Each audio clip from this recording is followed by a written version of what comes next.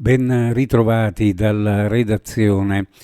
Ieri la stazione di Trieste del Soccorso Alpino e Speleologico è intervenuta a Iamiano, dove un ciclista si era procurato un brutto infortunio. L'uomo, un 62enne di nazionalità slovena che stava partecipando a una gara di mountain bike, è caduto lungo il sentiero 79, procurandosi un brutto trauma cranico e una ferita ad un fianco. Una volta raggiunto il malcapitato, i tecnici del soccorso alpino hanno poi consegnato il ciclista all'equipe sanitaria dell'Elisoccorso che l'ha trasportato all'ospedale di Cattinara. Affrontando un salto ha perso il controllo degli sci ed è caduto, volando per una settantina di metri e finendo contro la rete metallica di protezione.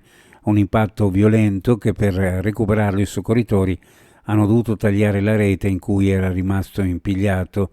È stato questo terribile quanto inatteso incidente a causare la morte di Marco degli Uomini, un giovanissimo sciatore di Tolmezzo in provincia di Udine. Il ragazzo aveva soltanto 18 anni.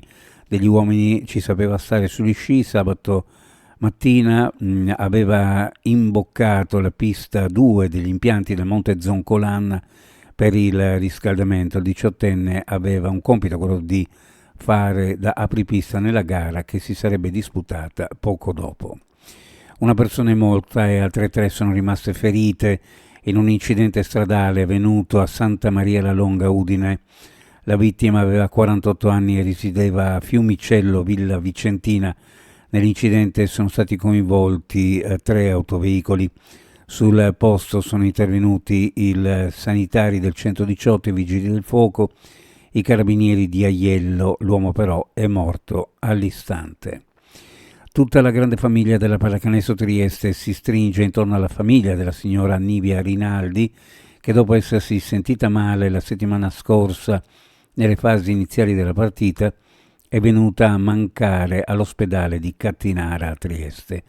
La notizia della morte della sessantenne triestina è stata diffusa dalla Pallacanestro Trieste attraverso i suoi canali social. La donna era una grande tifosa della squadra e assieme al marito erano abbonati dal 2016. Durante il derby vinto dai biancorossi contro Treviso, la signora si era sentita male mentre si trovava sugli spalti. Calcio Triestina al Rocco, si è visto ieri un match equilibrato con 30 minuti saldamente in mano all'Unione, poi la Pergolettese ha messo il naso fuori, si è resa pericolosa, forse più della Triestina, ma quando le speranze ridotte al lumicino, l'Unione ha l'occasione per passare in vantaggio grazie a un rigore concesso dal direttore di gara Olivieri, ha aperto il piattone, ma Cordaro ha intuito il lato e ha respinto la conclusione. Finisce dunque 0-0. Le previsioni meteorologiche: oggi cielo coperto con piogge in genere abbondanti, vento da sud sostenuto sulla costa, quota neve oltre 1500 metri circa, fino a 1200 verso il Cadore Comelico, possibile qualche temporale, dal pomeriggio variabilità, con residue precipitazioni, specie in montagna a est, ma anche delle schiarite, in particolare verso il Veneto e verso la costa, in serata possibili nebbie in pianura. Temperature minime ovunque fra 8 e 10 gradi, le massime fra 13 e 15. Previsioni a cura di ARPA FVG Meteo. Ed è tutto per il momento con l'informazione, grazie per averci seguito. Al prossimo appuntamento.